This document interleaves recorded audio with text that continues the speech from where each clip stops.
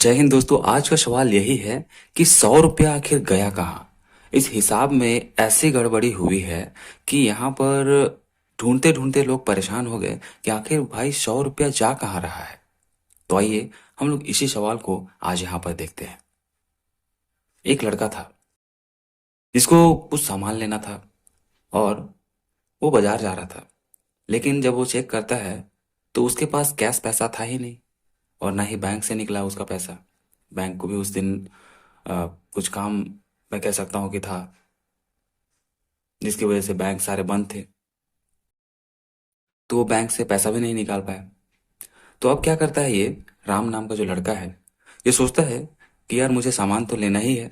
अगर आज सामान नहीं लेंगे तो भूखे प्यासे सोना पड़ेगा पूरे फैमिली को। तो वो क्या करता है कि अपने दोस्तों से पैसे उधार लेने का सोचता है। तो फिर ये राम जो है अपने दो दोस्त ए और बी के पास जाता है। बोलता है कि बहुत इमरजेंसी है, देखो ना बैंक भी बंद है, पैसा भी नहीं निकल रहा है और मेरे पास कैश भी नहीं है। तो तुम लोग मुझे कुछ पैसे उधार दे दो, मैं तुम लोगों को कल ही लौटा दूंगा जैसे ही बैंक खुलेगा।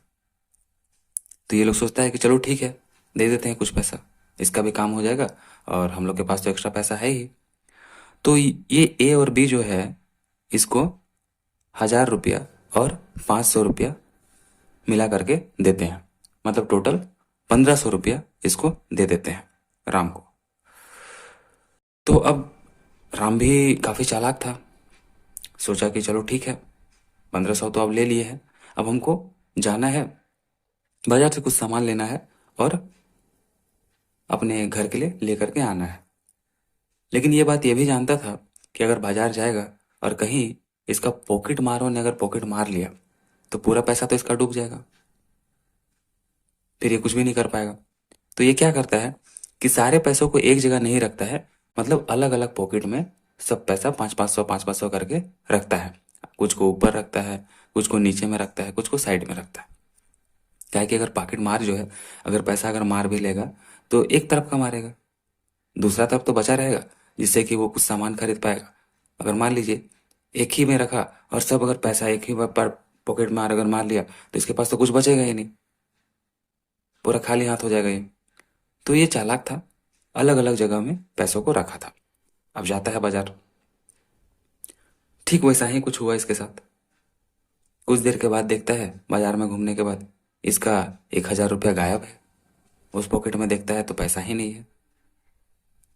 तो ये काफ़ी दुविधा में आ जाता है, यार अब कैसे सामान खरीदूं, मेरे पास तो इतना ही पैसा था, बड़ी मुश्किल से वो भी मांगा था उधार अपने दोस्तों से। तो अब सोचा कि चलो अब जो है उसी से काम निकालते हैं। 500 रुपया बचा था तो 500 रुपया लेकर के जाता है और उससे ये जो है 300 का सामान खरीद लेता है। इसके पास कितना बच गया है अब, 500 रुपया बच गया है। तो उससे 300 रुपया का कुछ सामान लेता है और बच जाता है इसके पास 200। सामान लेकर के आता है, घर में रखता है और अब सोचा कि चलो 200 बच ही गया है तो इस 200 को अपने दोस्तों को लौटा करके आता हूँ।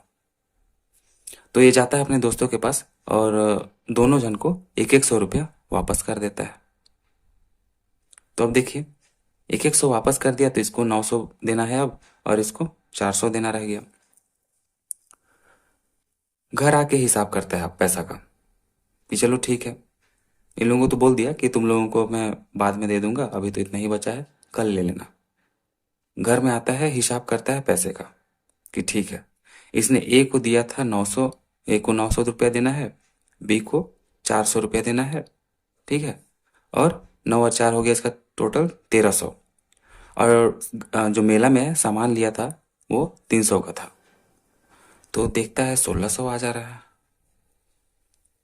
अब ये बहुत दुविधा में है, मैंने तो 1,500 ही लिया था लेकिन ये 1,600 कैसे हो रहा है। 900 रुपया इसको देना है ए को, 400 रुपया बी को देना है और 300 का सामान लिया है।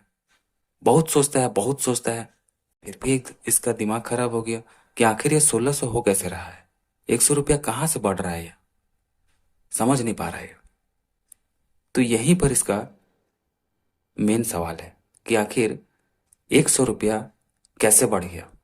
आपको यही चीज़ बताना है। आप वीडियो को पॉज करके अपना दिमाग लगा के देख सकते हैं कि आखिर ये कैसे हो रहा है। यार चलिए मैं आपको इसका जवाब बताता हूँ कि गड़बड़ कहाँ पर हो रहा है। देखिए, 9 और 400 ये इसको देना रह गया है। मेन गड़बड़ी है इस वाले पोर्शन में। देखिए, वो 300 रुपया जो सामान खरीदा है, तो वो तो सामान खरीद करके अपना घर में रख लिया।